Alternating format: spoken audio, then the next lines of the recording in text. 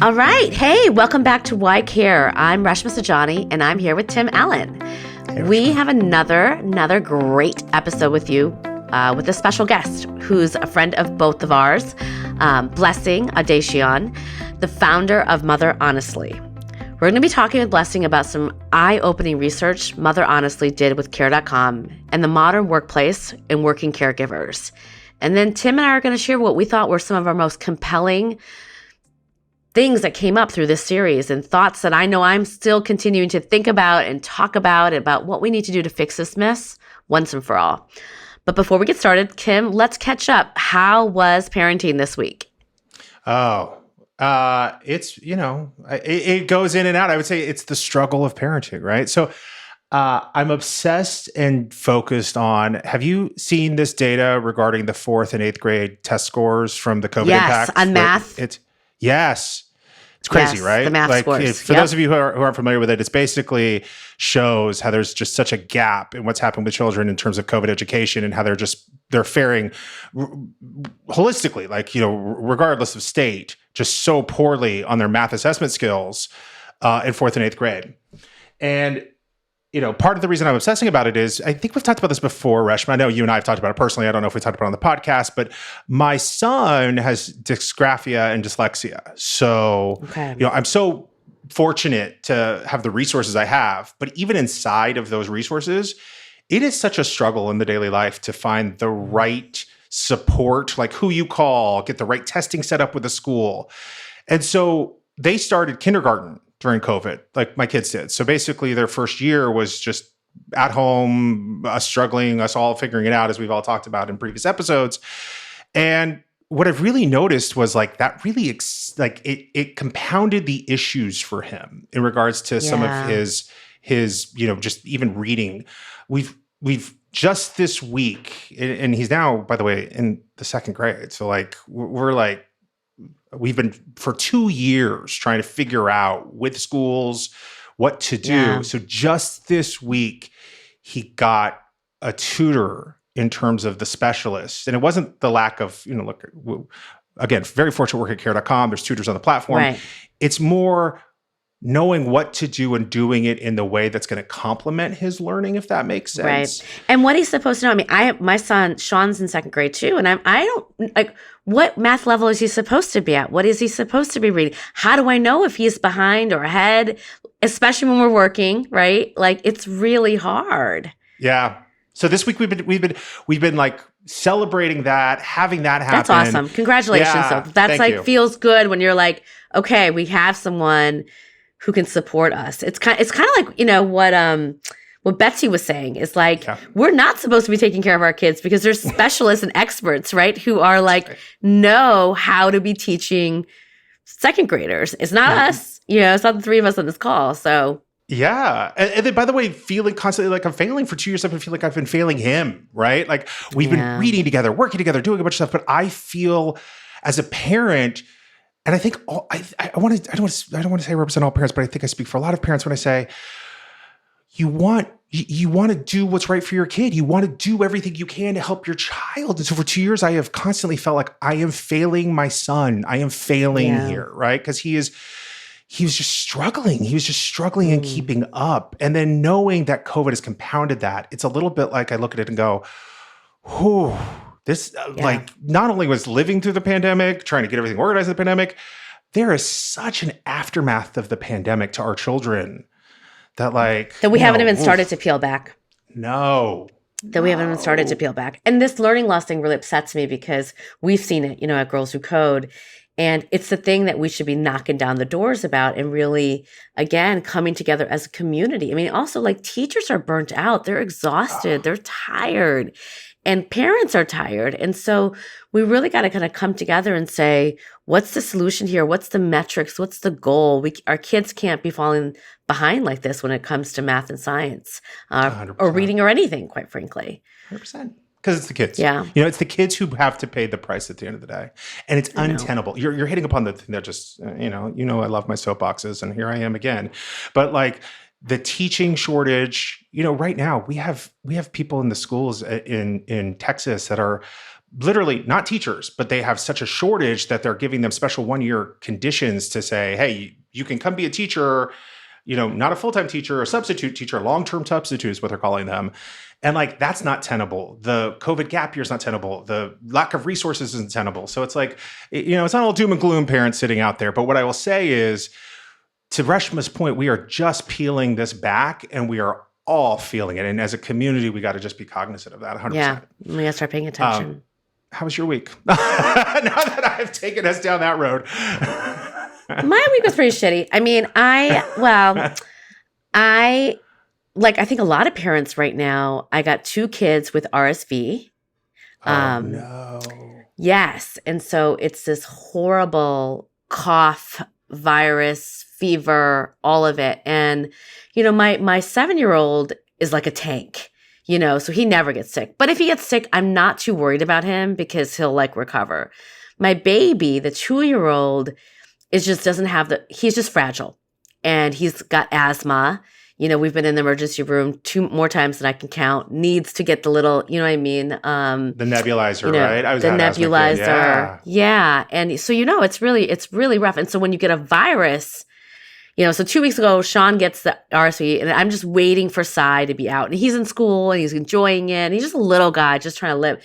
And then he just on Friday, it's just goes downhill. And you know what that means? That means coming in your bed, crying, my tummy hurts, going up and down, the bottle, the rocking. So I'm sleeping every hour, every 2 hours. We're just, my poor husband's training for the marathon, right? And so it's just, so classically, and we have it's the volley. So we have all these events and stuff that we have to we're trying to do it all when we just should be doing, sitting at home and doing nothing. And of course, the other day, 2 days ago, the kids are sick. I'm probably stressed with them being sick and trying to do my stuff. And I just start feeling hot, and I'm like, let me take a cold shower. I'm just, I'm starting to itch. And before I know it, my whole body is broken out in hives. And my husband's having dinner down the street. I'm like, you got to come back. I'm dying. You know what I mean? And I got 2 sick kids downstairs and the babysitter's got to go home because she's not feeling well. Right. And so my husband comes in and I'm upstairs in the bedroom trying to hide from the kids so I don't freak them out, right? When they see me covered in hives. Yeah. And also feel like I'm about to die and really want to go to the hospital. But so my husband's sitting there and he's God bless him. Now, he's he doesn't have to do the laundry for 2 weeks. That's how high he is on my book today right now. But he kind of walks in and he's I look crazy, right? And the kids are downstairs and he's thinking I can't take her to the hospital. I don't have childcare. I got these 2 kids. We're going to be in the emergency room for 3 days. I got to get her to calm down. So he's what's wrong? You're fine. You just got little bumps on your body. You're totally cool. Let me chill you. Let's put on some Beyonce right now, right? I'm Beyonce is not what we should be putting on right now. I need to be listening to some birds chirping or maybe some ocean. But he's lying to me to basically calm me down. You know what I mean? You're totally, and so look over there. Look over there. Look over there. Relax. Go to sleep. You know what I mean? Just chill out. Totally. You're good. You're overreacting. You're fine. Right? And of course, he's trying to lock the kids out. So he's running a hospital basically between our 2 rooms. Of course, the next, everything's after 4 hours, right? I don't feel like my body's on fire. I should have gone to the hospital. The next day, he's I was scared out of my mind.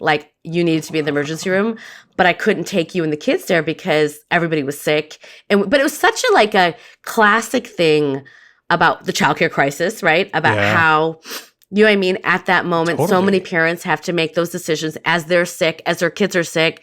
And you know what I mean? Their childcare, their people who are taking care of their babies are sick too. And you got to make these really, really, really tough choices. And none of them are good. But, everything worked out. It was fine. I'm alive. My husband's a hero.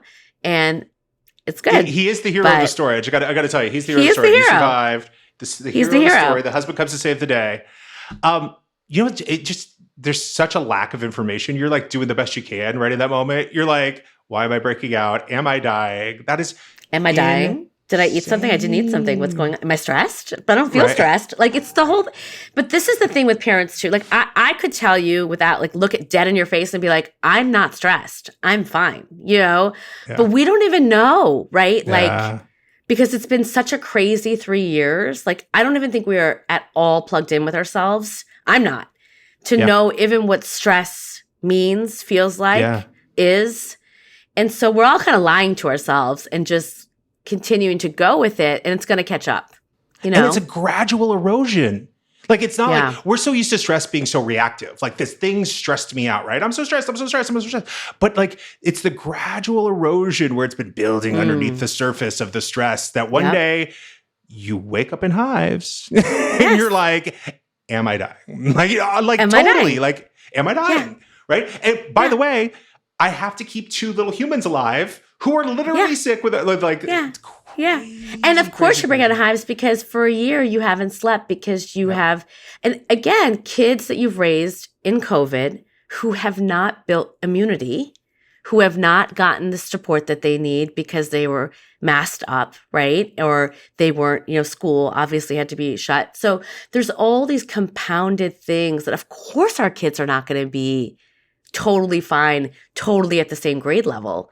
Like, and it's just, there's no space for that. And we're just kind of told like, oh, don't look over there, right? Keep moving, keep going. Well, this is a great time to bring in our friend, Blessing. We're so excited to have you with us today.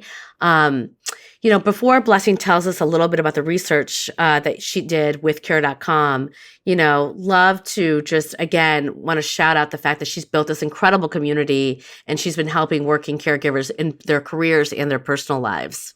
Yeah. Thank you for having me. I'm excited. So great to have you here. Thank you.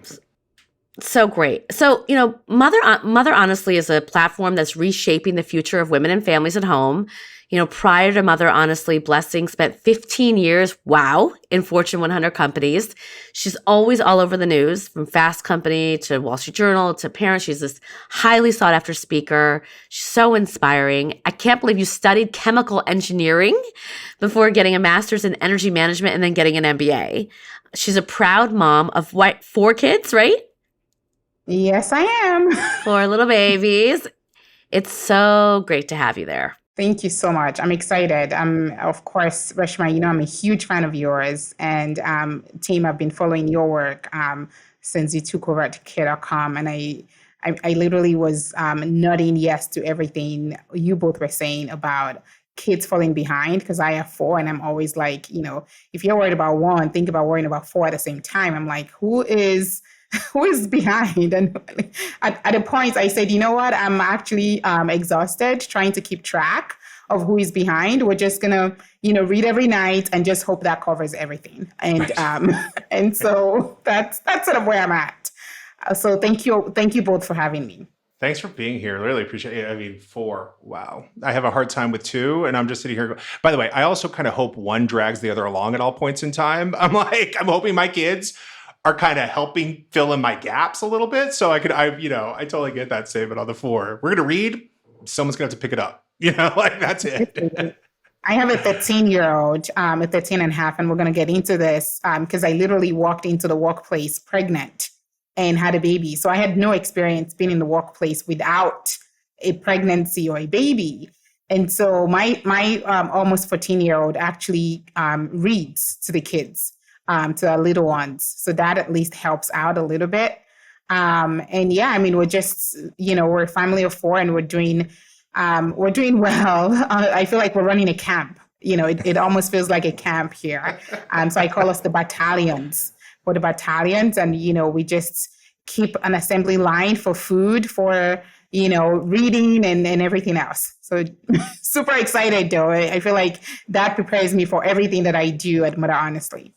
That's incredible. Well, I know we did work together, and I really appreciate it. The survey's coming out soon, and it's having been fortunate enough to get an early peek at some of the data. I'm really excited to talk to you about the information that we're sharing here. The conversation about how parents are navigating work and life and, what that means. It feels like whiplash a lot of the times because it's also like you're trying to juggle are women in the workforce? Are they not in the workforce? Is this the impact here? Is this impact there? Right.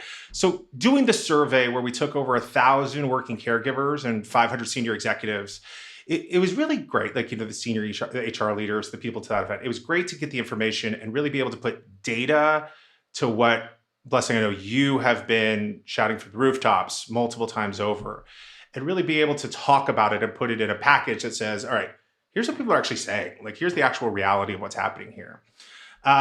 You see the report. And so I feel like the results are just really going to be interesting for this hour for us to talk about. And with that, I feel like let's jump in. There's so much to go into.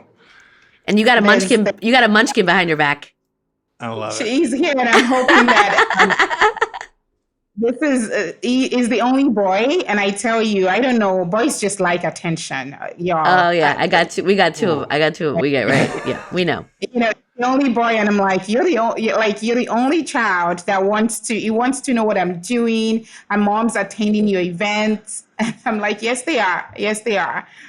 So very, very grateful to have a caring little boy. I'm super excited about that. But, the team, you're absolutely right. The survey and the report that is coming out, I particularly enjoyed what we did with Care.com.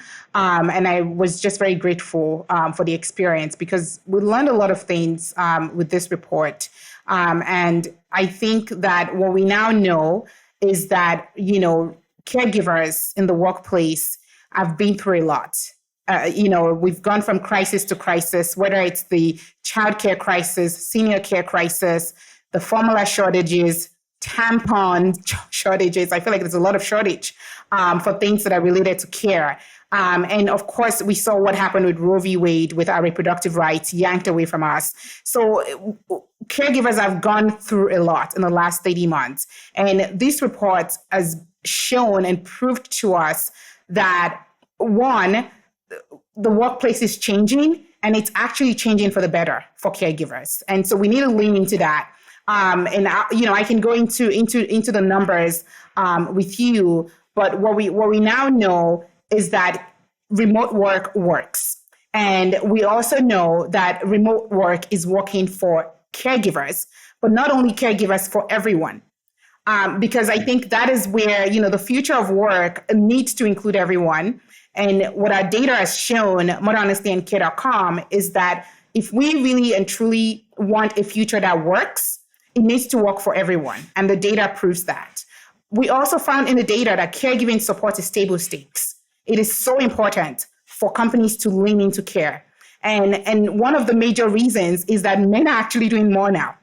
I was literally smiling when you were talking about, just how you are so involved, right, in what your son is going through with math and trying to get the support that he needs. We're seeing that across board, that men are leaning into care, and they're leading with care at home and in the workplace. And so it is even more imperative that employers support everyone because it's no longer a woman's issue. We also see from our report that remote work is leveling the playing field between women and men, right? If men are doing more housework and more childcare, it just only means that we are solving for time poverty that we see among women, right? So now women have more time to focus on their careers. And that supports, closing the gender equity gap that, quite frankly, is wild to me that it will take over 150 years to close that gap, right? I feel like what this report is saying is we may actually be able to close that gap faster. Yeah. And lastly, employers must get remote work right. And I think that, remote work is not the answer for all of our problems in the workplace, but it is going to solve a lot of things, especially for caregivers. And if we truly want that future of work to work, then we need to get remote work right. So those are just a little bit highlights. And I think, let's just dive into it. Ask me all the questions. I'm so eager and so excited to answer them. I love that. All right, I'm going to start because I'm like, I have so many questions for you. First of all, like, tell me, the first part is that everybody's happier. Everybody's happier and everybody is more productive. Tell me about that. Why? So what we found is that everyone, caregivers and even managers, and I think that was what was truly eye-opening for us, is that 76% of caregivers say that remote work is improving their quality of life. And what is even more exciting is that 77% of managers agree.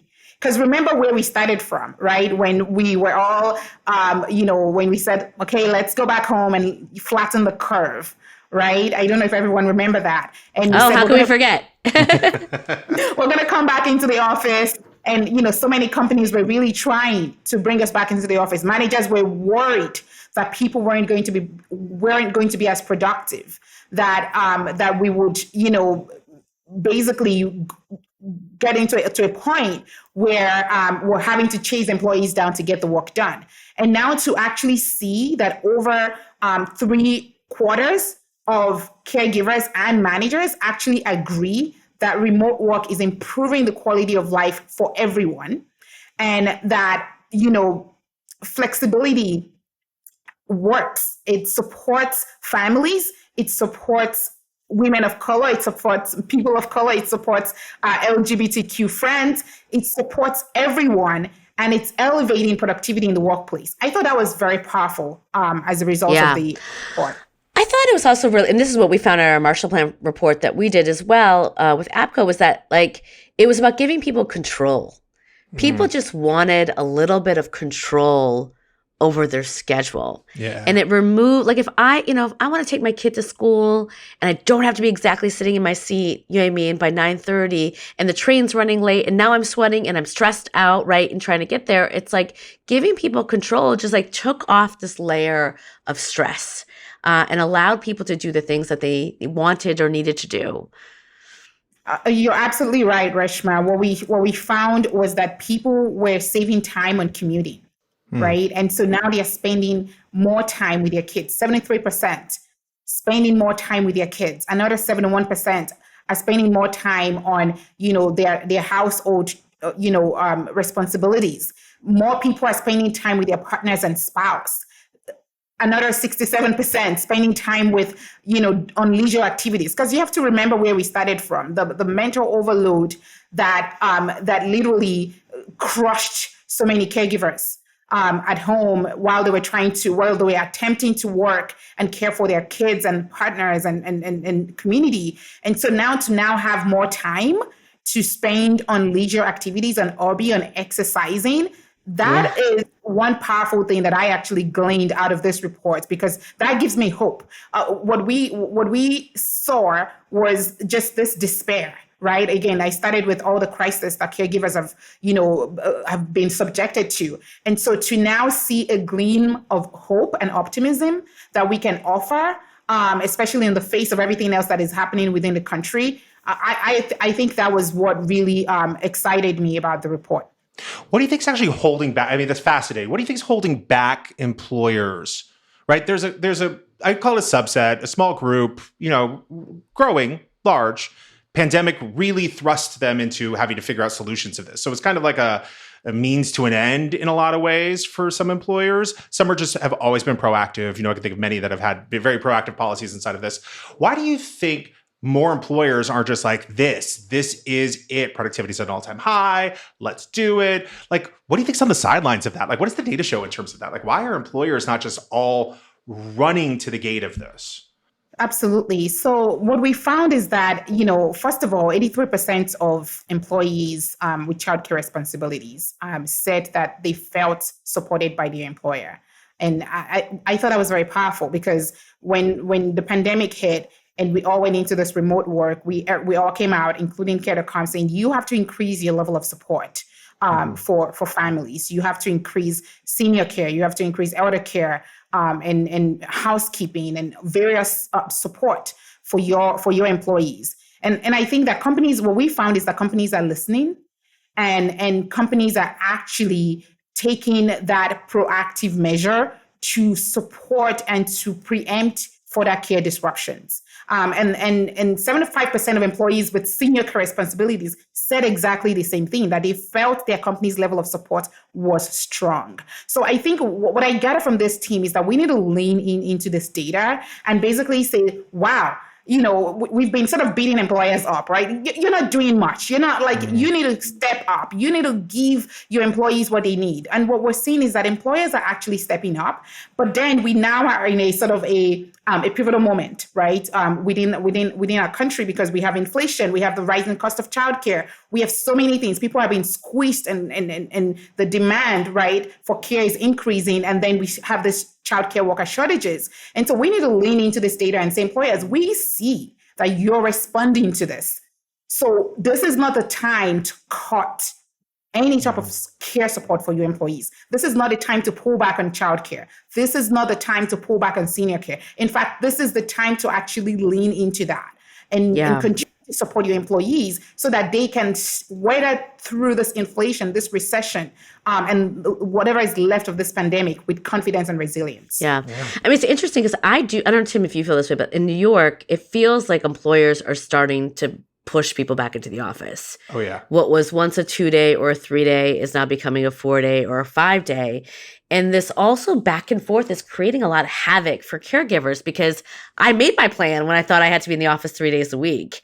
And now you're changing the rules on me. And now I feel like you're always going to change. So that's like, so what I think this report is so important, because I think the data that your employees like you better, you know what I mean? When you provide these benefits and they'll stay longer, I think can really stop, you know what I mean, the movement of really pulling back on this, because you've seen, again, report after report showing that employers are starting to pull back on this. And I don't know, Blessing, what you think about this, but one of the things that's interesting is I've talked to different CEOs is when they do survey their employees and they say, what are the benefits that you want us to provide? Often childcare is not on the top 5. And the first thing that women in particular are saying, oh, give me professional development, because we think that's what we're supposed to say, right? Rather than tell you what we actually need. And so there has to be this parallel movement. I think that's happening. What we're doing at Marshall Life for Moms, I know you're doing Mother Honestly, is like giving women the permission to say, no, ask for what you need. Like when you get that survey, put childcare number 1. Right? And like, don't not put on the list because you think that you don't want your employer to judge you for it. Because I think employers are really paying attention or using survey results as a reason to cut these benefits. I completely agree with you. I think that, employers are starting to pull back on a lot of those resources. And I think a lot of it is because, one, they want people back into the office. And two, a lot of the responses to childcare was as a result of, the pandemic, and people generally feel like the pandemic is behind us. And so we can go back to the pre-pandemic way of doing things. And so that is why I'm excited about this report that is out there, is for us to really prove to employers that it's not enough. It's not enough to lean into remote work, which a lot of you are doing. But what we need to do is actually get it right. Because the data is showing that we all love remote work. I don't know about you, but I'm not ready to start getting on the train, which I did when I was, working for a Fortune 100 company. And I would spend at least 3 hours, between driving my car to the park and go, getting on the bus. I had an episode where my entire breast milk spilled on me on the bus. And that video actually went viral. And so nobody wants to go back to that. And so we need to give our employees the choice to tell us, what works best for them. A lot of people want remote work, and a lot of people want hybrid, and some people want to come back into the office. And so I think we need this. What this report is showing is that we need to give our employees more option. And the solution is not to enforce anything, because what we know is that people not only want flexibility with their work, they want flexibility with their time. Right? So that is what this data is showing us. And so employers need to lean into that in providing that flexibility across board. I've got a question for both of you, actually, because I honestly don't know. The advocation piece you just spoke about in regards to women advocating for what they need, what they actually need versus what they believe they need. Is it they don't know what they don't know in the workforce, meaning that for so long society's been set up like childcare is your problem and you need to handle your family, that the company is not responsible for ensuring, and I love the term used earlier, ensuring your time poverty is not impacting your happiness. Is it just like there's just a reframe that needs to happen for women to go, wait, for me to be successful, for me to really win, I need childcare. And that's not just a me problem. That's an us problem, company and my like. Yeah. I mean, listen, I think it's similar to, and Blessing, I don't know if you had this experience, but like when I was interviewing for jobs, I was kind of new or told or like, you know what I mean, implicitly to the girls, like, don't ask about what their paid leave policy is. Or don't ask about anything that might indicate that you're interested in having a child. Because immediately, because remember back in the day, they would straight up ask you, right? Like, when are you planning on having kids? Because that was seen as a sign that you weren't as committed to your job. So I think that that's a spillover now, right? Where it's like, you're not asking for those benefits or what the status is of those benefits because you almost are still implicitly told to hide that identity of you being a mother. What's interesting is IVF. Because as I write about my book, Pay Up, right? 5 years ago, like 0% of companies offered IVF. And now everybody does because women, men, everyone, came into the interview and said, what's your fertility benefits? Fertility and prolonging fertility was seen as a sign that you were actually a worker, that you actually were committed to your job because you were going to prolong having a baby, you know what I mean? So that you could actually stay in the workforce for as long as you possibly can. Childcare, paid leave are the opposite, right? And so I think that that's what's really going on is this implicit fear that if I signal that I'm interested in that, you're suddenly not going to give me that promotion, not going to give me that opportunity, not invite me to that thing. And that is what we have to basically shift. Yeah, absolutely. I agree with you. I remember my last job, when I interviewed, I was 6 months pregnant. So you all need to see me. So I wore this huge jacket, right? Because I'm like, I don't like this bump. You better stay flat, through this interview. And I walked in and of course it was 5 white men. And so you can just imagine, the trepidation, that was oozing out of me. But, I eventually got that job. My husband keeps saying, you just walk into everything and you just grab it up. And, I got the job and I will never forget when I showed up. And of course, by the time I started, because, you have to go through all the, background checks and all of that, medical, and I showed up, and of course now I'm 7 months, and it was very clear that I was pregnant. And I will never forget, my manager at the time said, "Whoa, I did not know you were pregnant. If I knew, we wouldn't be hiring you because we have, we literally have." Something that is a project that you're supposed to work on that is literally due while you're on maternity leave. And so that was just a very horrible experience for me because I ended up, coming back from maternity leave or parental leave, which I'd love to call it now because, paid leave or, having a child is not a woman's issue. So when I came back from parental leave, it was very clear that I needed to compensate the company. And that was the language for giving me that generous 4 months leave. And so, Reshma, you are absolutely right. When you say that, women don't feel safe, like we just don't feel psychologically safe to voice our opinion, our true opinion on what we think we need.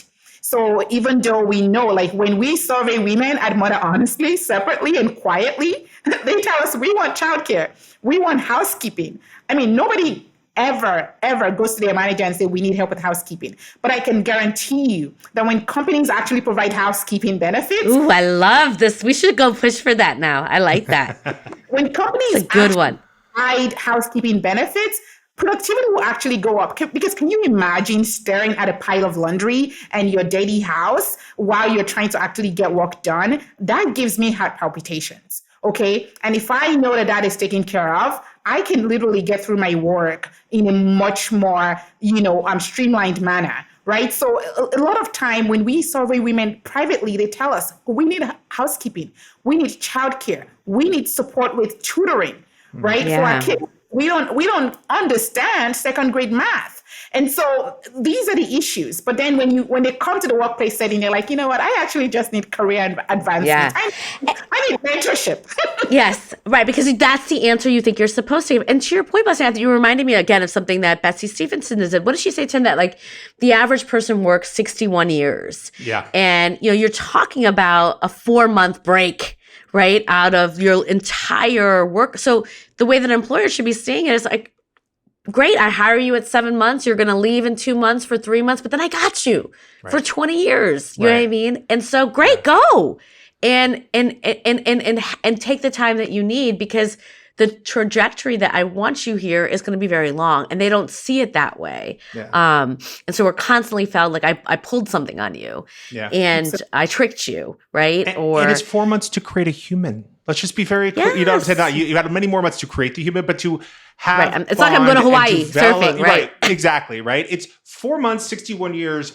I've had a human being. You know what I'm saying? It's like, that's just the irony of the situation, which is it's not ironic in a funny way. It's ironic in a very sad way that we as society kind of like have had and that both of you have had these experiences going through your career development, because, look, I do sit in the seat of privilege in this conversation at all times. I'm a guy. Like, I don't have that. Like, people don't look at me and they're like, when people talk to me about my family, they're like, oh, you got kids, way to go, right? It's not like, oh, you've got kids.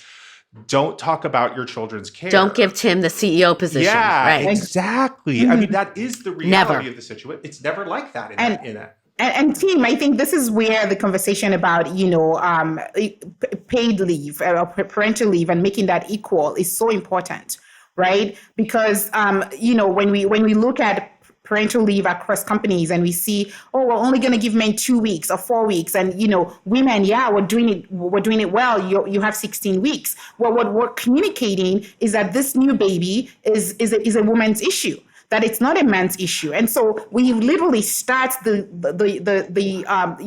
beginnings of a child's life, communicating to the child very clearly that your mom is responsible for you. And so if we really want to level the playing field properly, and really make this all of our issue, then we need to start with looking at our policies and degendering them, because we need to make it clear that this company is leading with care. And what that means is that we're going to care for you, whether you or your child or your relatives, whether you're a man or a woman. It doesn't matter, because what matters to us is that every employee gets the support that they need to do their best to work and live their best life. Yeah. It relates to the data you just dropped the knowledge bomb on us earlier about how the housekeeping benefit tends to really support getting productivity up, right? You can say that across the gamut, whether it's a professional house cleaner or whether it's a spouse or a partner or someone else who's able to actually pitch in and support. It opens up the mental cognizance of that person, the other individuals who participate in the family, to really be able to participate fully in the activities that they're whether that's work, whether that's life, whatever that is. And employers really do get that benefit, right? The data shows the surveys that both Marshall Plan for Moms and that Mother Honestly and Care have put together show that productivity really can continue to improve.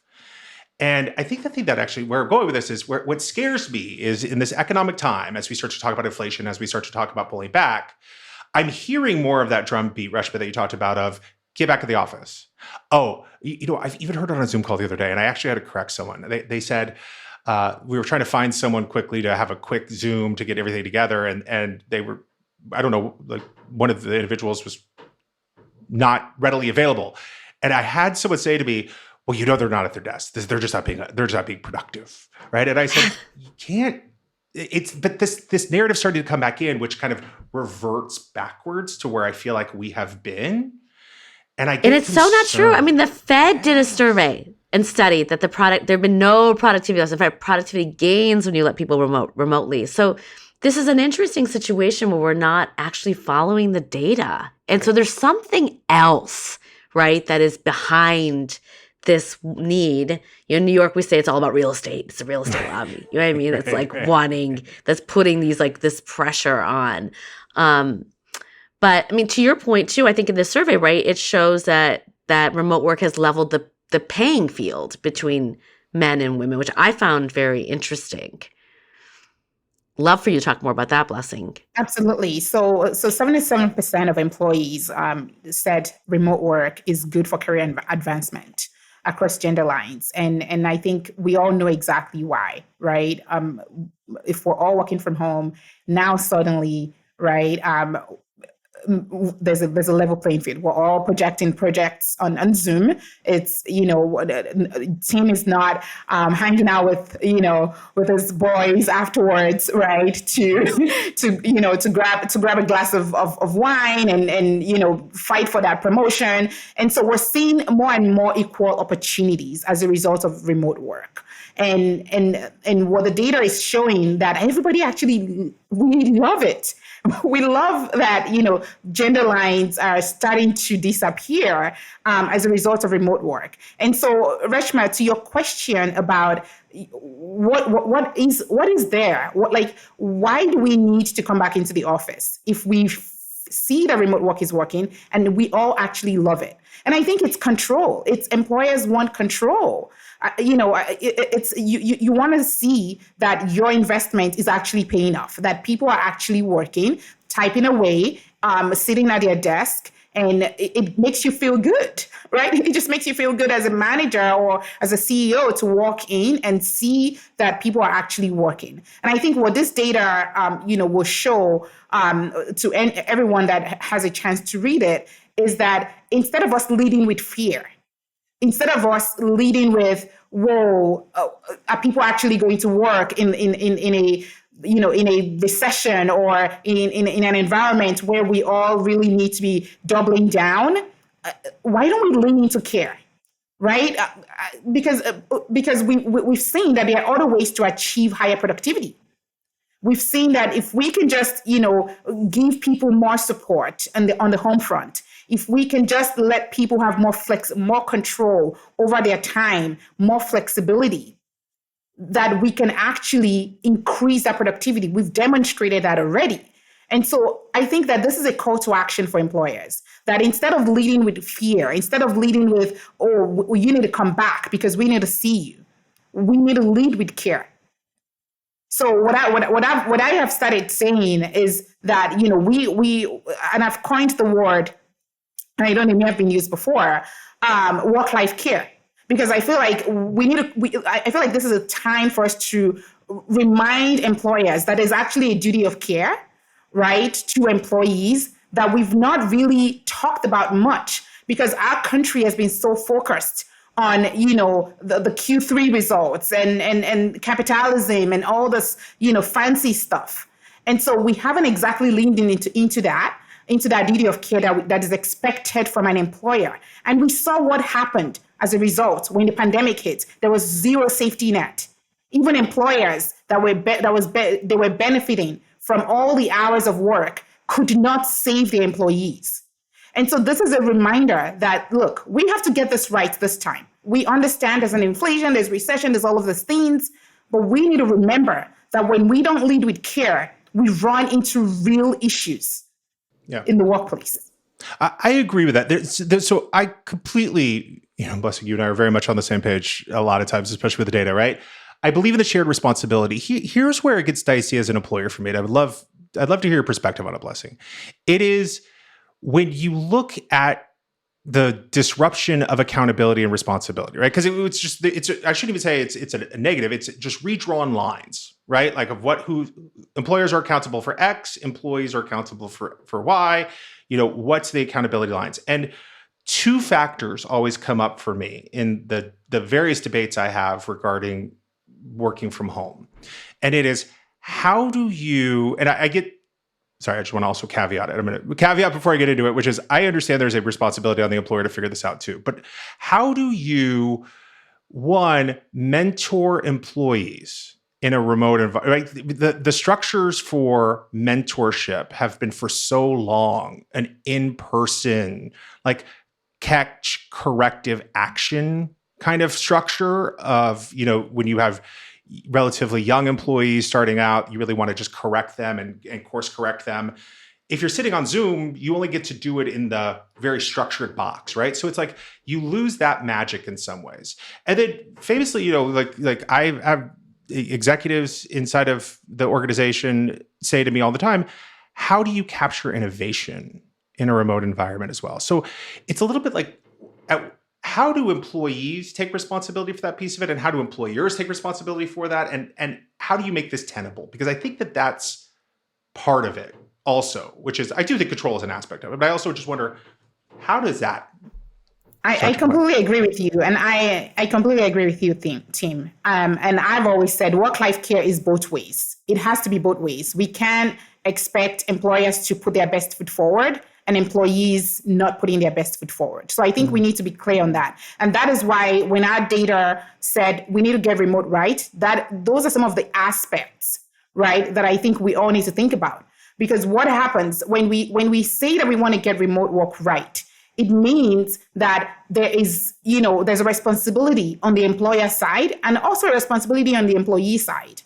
So that is one. And when we talk about mentorship and we talk about flexibility and remote work, we have to always remember that we're not asking for people to permanently never leave their house, right? So there's so many ways that we can get remote work right.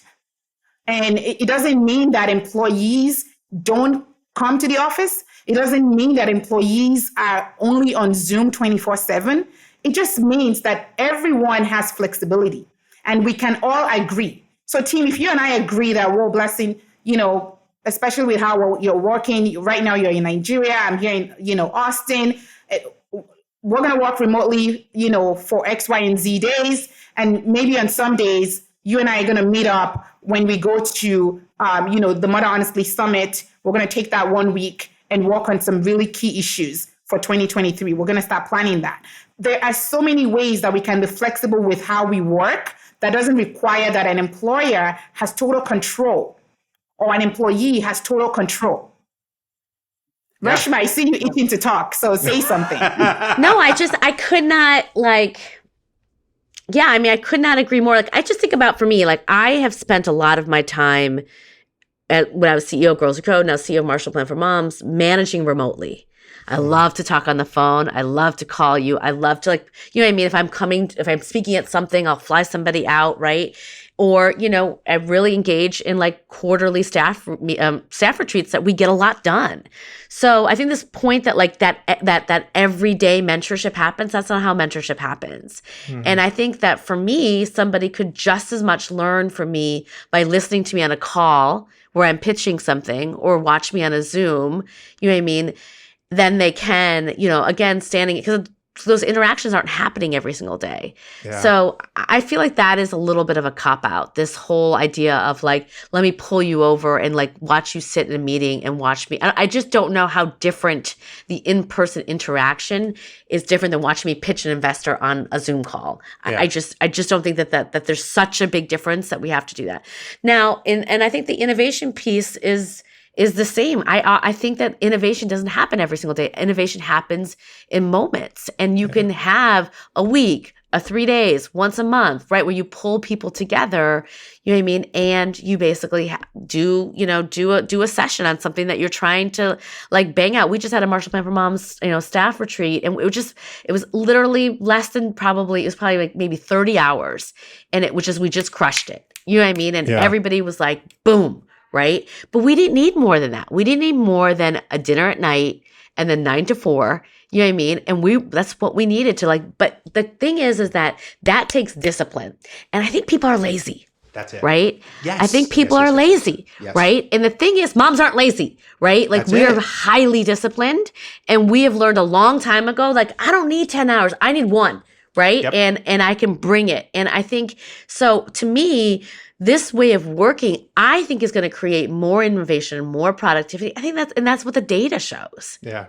That, by the way, sorry, I was just going to say, that's exactly where my head goes when I have the conversations with various executives is it's lazy, but it's also the lack of intentionality. People have to be intentional, right? Because there was so much time wasted in the office for parents alone, and parents, as you just said, don't got the time. I don't want to be hanging out in the cafeteria hearing about how your cat just had an allergic.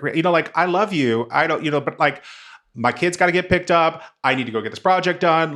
I feel like what happens in an executive ranking, and I can't speak for all executives, I'm talking about just there are some hallways that this conversation happens. It really is, you got to be structured, you got to be intentional, you've got to not be lazy, you got to do the work in order to command someone's time and actually build what you're going for. So, and listen, I think the most, and Blessing, I want to know if the data showed, but one of the most interesting things I just came off of, co-chairing Most Powerful Women, and I literally got into a debate, a heated sometimes debate with a lot of female CEOs that really disagreed with what we're talking about, that really believed that not having women in the office, not having FaceTime was going to be detrimental to equality. And I've been really thinking about and I think part of it is because that's how they think they got in the C-suite, was that somebody saw them, pulled them over, they showed up at every happy hour, they were there, right? And so that's the way that we have to do it. And what I was really pushing back on was well, why can't you imagine something different? Why can't we imagine something different and make it happen? Because as a CEO, you could redesign hybrid work. You could bring in a new technology tool that makes people be in the room. You could redesign performance reviews, you know what I mean? And again, the way you, structure work so that it works for women. And again, I think it's this fear, right? Of well, I did it this way, and so this is the only way that it can be done. Or, that mindset of, it's almost like the hazing mindset, right? Is what has kept women back for so long and has not been unable to say, wow, I went through that. That was really hard and painful. It cost me my marriage. It cost me my kids. It cost me my kidney, right? And because it did, right? For most of these women. And we don't have to do it that way for the next generation. And so let's think about something different. Let's invent something new. Your experiences are your reality. Your experiences are your reality, right? Your experiences are your reality, and everything is put through the lens of your experiences, right? So 100%. Sorry, Blessing. I definitely want to hear. I just, this one blows my mind. No, I mean, absolutely. I'm literally, I feel like Reshma, I mean, you're spot on, right? Because our data shows exactly the same thing, that managers must create systems that ensures that the downsides of working from home are mitigated and the benefits of being in office are replicated in a virtual format. And it's exactly what you said, Reshma. We need to put in the work, right? So if there's any message out of this podcast, it is that we need to put in the work to redesign a workplace that works for everyone. It works for parents, works for caregivers, works for various people of various background, works for historically excluded communities. And Reshma, I mean, this takes me back to one of the articles of yours that I read on time.com about, the people that really want to come back into the office. We have to remember that the people that are actually really excited about working remotely are people of color, are people that have been historically excluded because they somehow feel more safer, right, outside of the office. And so, we just talked about the idea that I had to literally, jump into 3 winter coats to hide my pregnancy. Can you imagine that? And so how do we level the playing field? Whether it's temporary, I always believe everything is temporary. Okay. I don't believe that anything is set in stone. Whether it's, I don't even believe that remote work is set in stone. I think that we need to just get into this mindset of continually evolving to be more inclusive, to improve belonging for everyone. And so it's how do we have to put in the work to do whatever it takes. And that laziness in corporate America is exactly why we're seeing a lot of people asking for everyone to come back into the office, even when the data clearly shows that remote work works. It makes us happier. We're spending more time with our kids. Men are doing more, in supporting their partners and being a part of their family. I feel like that is a great thing for us. Yeah. That's something that we should all be celebrating, that finally we're bringing our humanity into work. And that is something that we should be celebrating. And we're not doing that. Instead, we're going the exact, U-turn, reverse. No, we got to go back into the office. No. We're not doing that again. Yep. And do you know what's so wild as you've been talking and I've been thinking about this report is it's so interesting to me about how this is again another situation where the data is very clear and sound. And it's not even by a Marshall Plan for Moms and a mother. I mean, the Fed did an entire study completely unattached, right, to any outcome saying this. But yet some of the smartest CEOs in the world are selling a different story. And the thing that this reminds me of is diversity, right? The data had been done on diversity, that diversity is important 50 years ago, right? Showing that when you bring diverse teams together, you get better economic outcomes. But Blessing, how many times when you've been talked on this topic, have you been asked, well, do you have a study on that? What's the data say? Like, do you have a report? And again, it's this Jedi mind trick, trying to make people feel that like, well, actually, there's no evidence on this. And this is exactly what's going to happen on hybrid work if we don't keep doing reports, keep showing the data, keep when we get challenged, push over the Fed report, push over the Mother Honestly and Care.com report and say, wait, well, explain this then. Refute this then. Yeah. Because it's all then fake news. And so it's just really, really, really, to me, again, shocking, or it shouldn't be shocking. Actually, now I feel like naive every time I'm shocked by these things, that like the data is really clear. So we shouldn't be arguing about this. And I think we're all feeling that squeeze. We found this out in the report as well. Everybody's feeling, when companies are saying come back into the office, suddenly you're like, whoa, it means I'm doing something wrong, right? And we saw that, in the report. What we also found was that there's some fear, right, around remote work. There's some sort of trepidation, right? Because 58% of women said, whoa, we feel that remote work would limit our career advancement.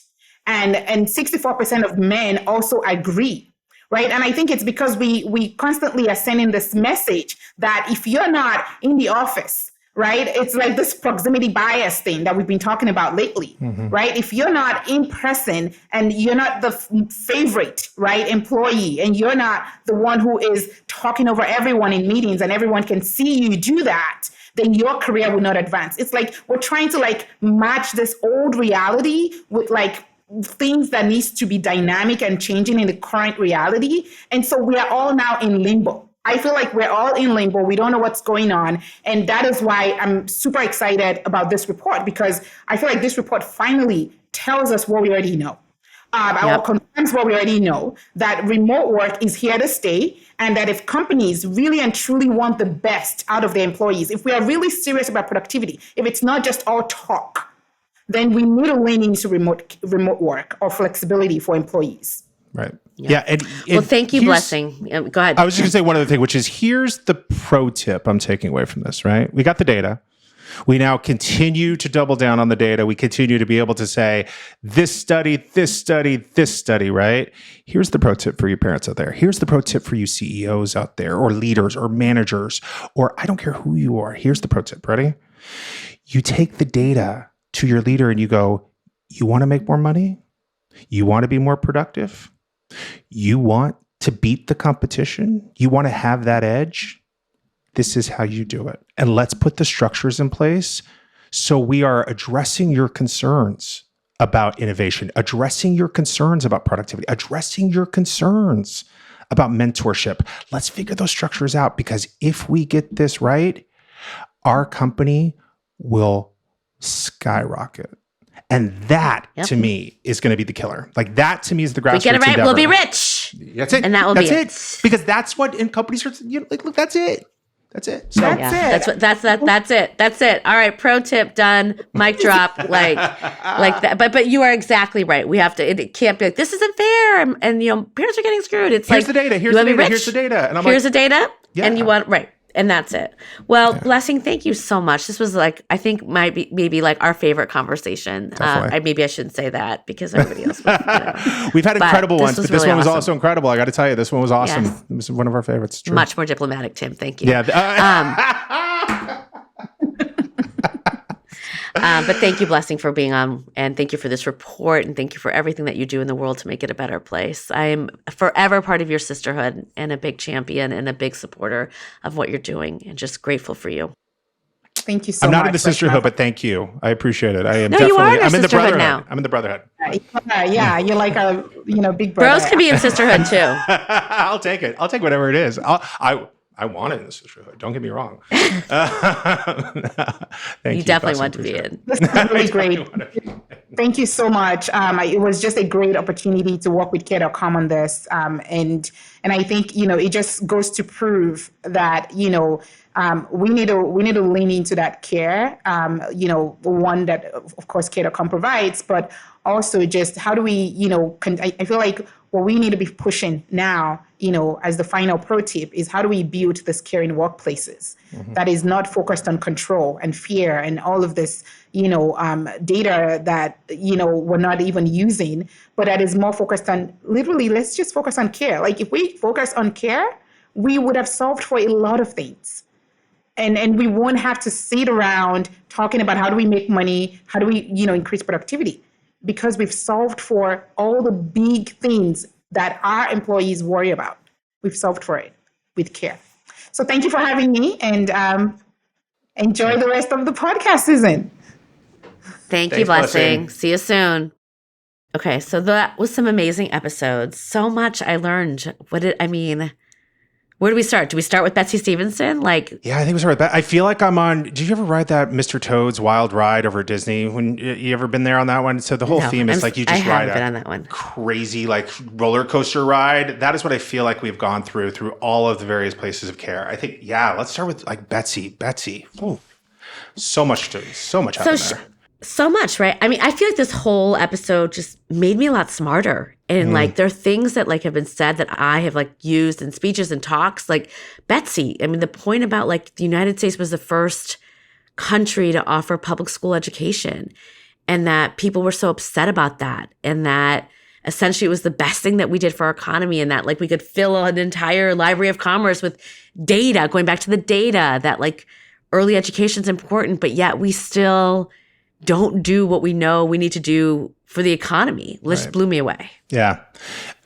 I also found Betsy educated me on a social aspect of it that I hadn't really put into my head concretely, which is, as parents, we are mama and papa bears. We fight and advocate for our children on an individualistic level, but it's really phrased when we start to come together as a parental community to advocate for rights. We lose something in the voice as it bubbles up, because we know how to advocate for ourselves and our family and our needs. But how do we get it to the collective? How do we, because that's where the change starts to happen. That's where the magic is going to come. And that's where I thought the pollsters were really interesting, because for me, it was these are really bipartisan. These are apolitical issues. Yep. And I feel again, because we're in the middle of these culture wars, we politicize them when they're not political. And there's really not a lot of disagreement. No. I don't think anyone read that article about the math scores and said, forget about it. We don't need to do anything about that. Right. Absolutely. I think every parent read that and was oh my God, we need to do something. I think every mother, every room I'm in, I'm who went to work before they were ready? Every hand raised. Yeah. And so many women look at that moment as the moment that shifted everything for them professionally. Yep. And if they had more time, things could have been different. So it's there's so much consensus. And I think we need more movements.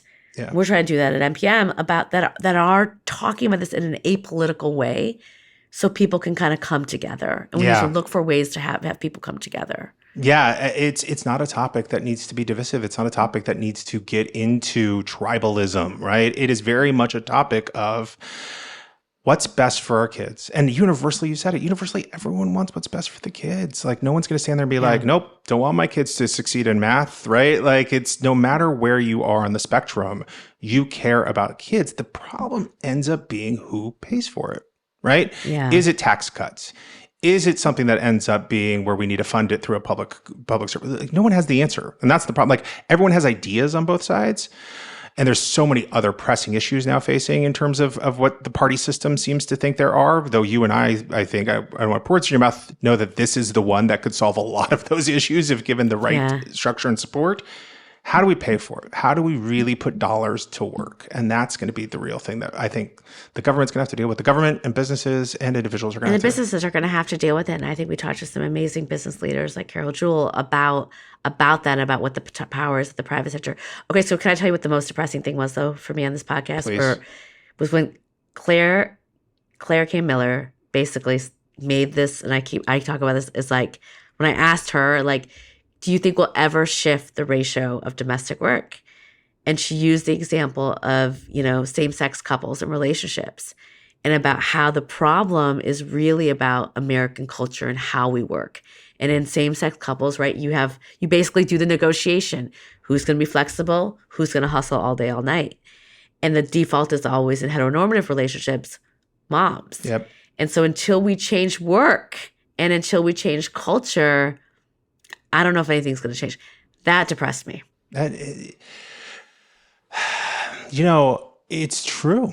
It is a depressing, and you kind of brought me down, which is why that sigh came in, because I was riding on a high, and then I was like, wow, she's absolutely, as Sorry, all things you say, it many times, you do this many times in my life where I feel like I get smacked with a Reshism. I'm like, oh, that's brilliant insight. I hadn't thought of it that way. It's just true. It is a societal change. It is a societal shift. And I think in that moment, what I had come to grips with, reflecting back on it, was, I don't know if it's going to happen in my generation. Like, I don't know if it's going to happen in my lifetime, but I really hope that we can lay the rocks and the pebbles and the stones for the path to be there for future generations, because it's what it's all about, right? I want my kids to not inherit the bad aspects of society that we have today, or perceived bad aspects, whatever that might be for you.